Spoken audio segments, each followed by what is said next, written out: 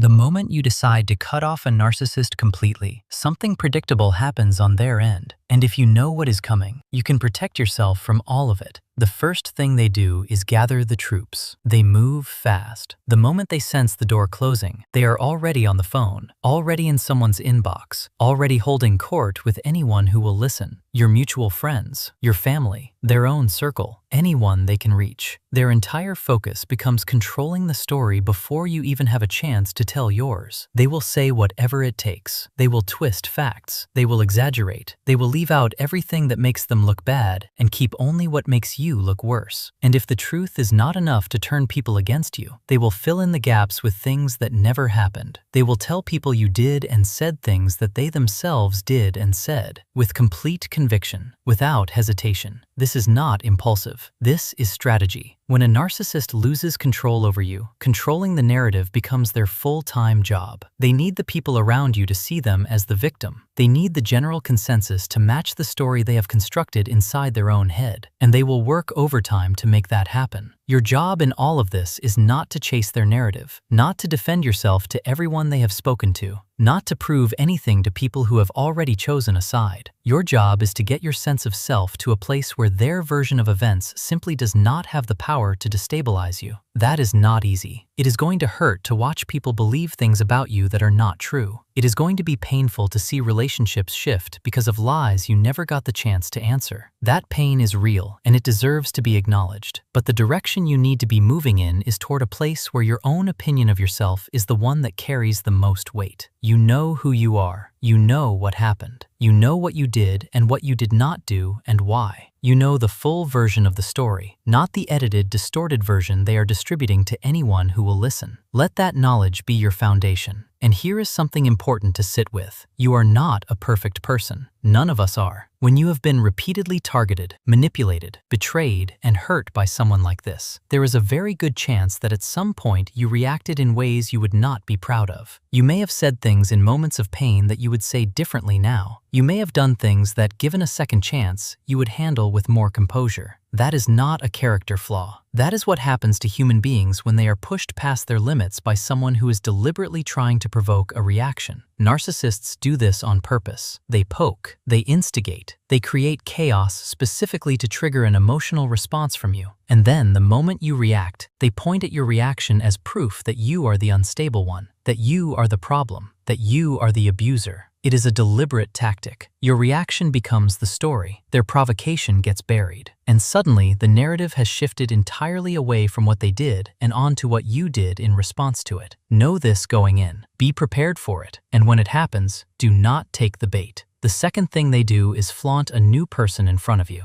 A narcissist cannot exist without supply. This is not a metaphor. They genuinely need another person to target, to use, to extract from, to project onto. You were that person. The moment you remove yourself from that role, they experience something close to panic, and they move immediately to fill the gap. They will circle back to someone from their past, an ex they discarded years ago, suddenly receiving messages out of nowhere. Or they will find someone entirely new, someone they can pull in quickly and attach to with that same intensity they once directed at you. And once they have that new person secured, they will make absolutely sure you know about it. They will post. They will appear in places they know you will hear about. They will make the new relationship as visible as possible. And it will feel like a punch to the chest every single time. Because that is exactly what it is designed to feel like. Understand what is actually happening here. This is not them healing. This is not them finding happiness. This is them using another human being as a tool to get a reaction out of you. Because a narcissist who has lost control over you still has one card left: your emotions. If they can make you feel jealous or worthless or replaceable, they still have access to you. Your pain is their proof that they still matter to you.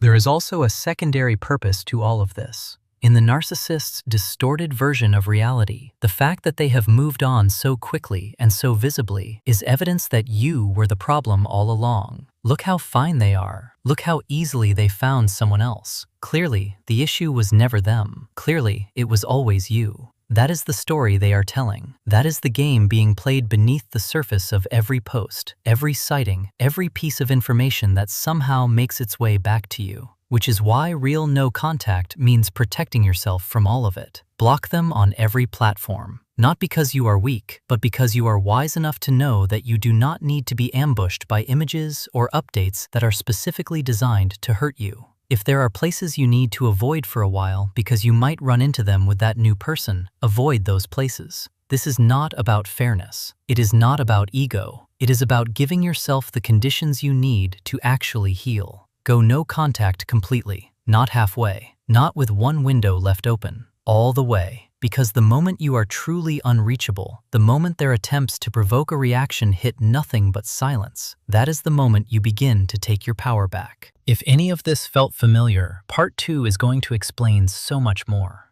5 more things they do, and once you see them, you will never unsee them. Follow this